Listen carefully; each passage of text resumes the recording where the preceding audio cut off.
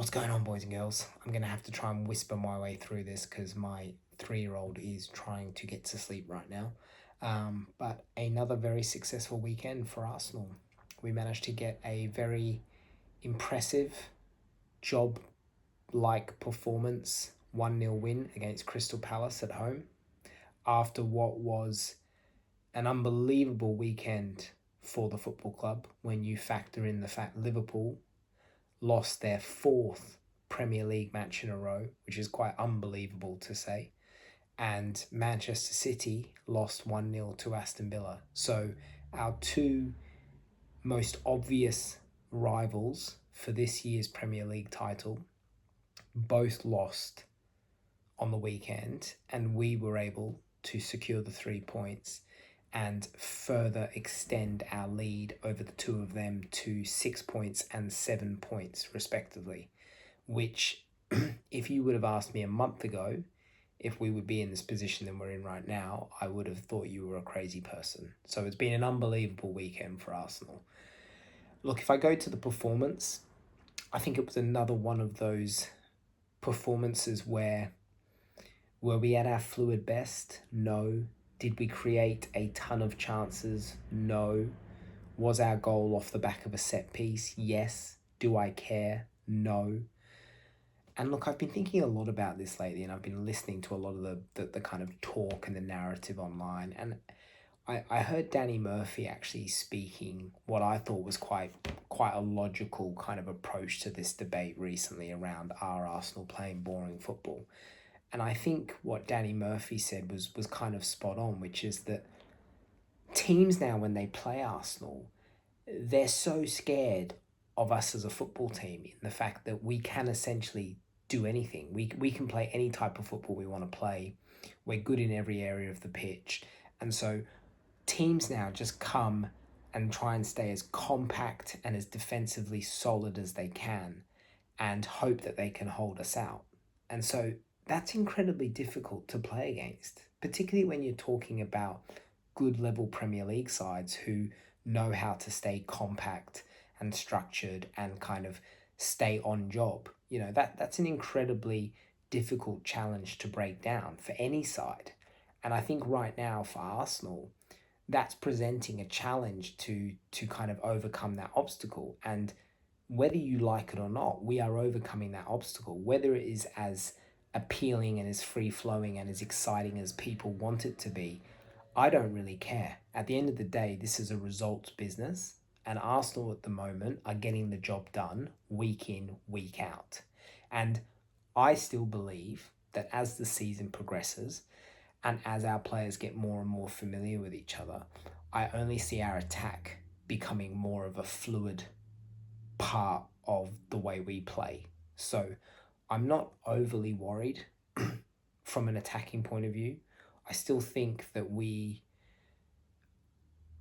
are getting better with each game. I'm seeing things that I'm liking more and more. And I think once we have our full collection of attacking players back available, fit and ready to be selected from, I do think you'll start to see a more dangerous, free-flowing kind of attacking Arsenal, which is what we all want to see. But in saying that, I will happily take 1-0 wins. And what you can't deny is how unbelievably good we are from a defensive standpoint.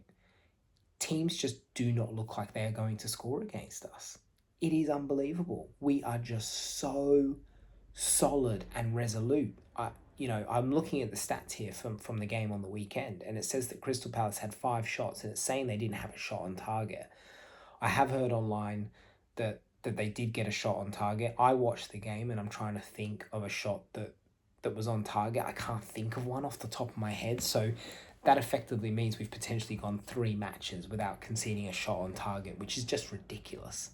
So our defense, that is a title-winning defense, without question. And I'm so happy with the squad that we have. I'm so happy with the direction we're moving in as a club. I think, look, the simple reality is I looked at that team on the weekend and I looked at the bench, and to think that we still have Odegaard, Madueke, Jesus, Havertz, to come back into this side. I don't know how he's going to keep everyone happy because there's going to be some big names not even on that substitute bench on certain weekends. So I do think that will prove difficult for Arteta to kind of keep everyone engaged and happy. But you just can't deny the squad that we have right now, and it is without question a squad that has everything you would want to kind of compete across all four competitions, which is just so exciting. So yeah, we've come out of this weekend smelling like roses once again. Chelsea lost as well, which is always great to see. I can't. I watched the Liverpool game. I can't believe how genuinely poor they looked. They look a team out of ideas, zero confidence. They don't seem to be playing as a team. There's a lot of individuals within that team, and I can't see them turning that around too quickly. So I think they will turn it around, and I think they will come good, and I do think they will ultimately probably be the main challenger to us in this title race. But I think the real important thing for Arsenal over the next few weeks is if Liverpool continue to struggle and continue to drop some points over the course of these next few weeks, it's really important that Arsenal do everything they can to just continue to stretch that gap so that we can have the biggest possible buffer for when they do start to click. I don't think it's going to be plain sailing for Arsenal. I do think we're going to have to weather a couple of storms through the season. Um, but I think that the bigger we can kind of increase that lead over City and Liverpool, the more comfortable we will be as the season progresses. So really happy from the weekend.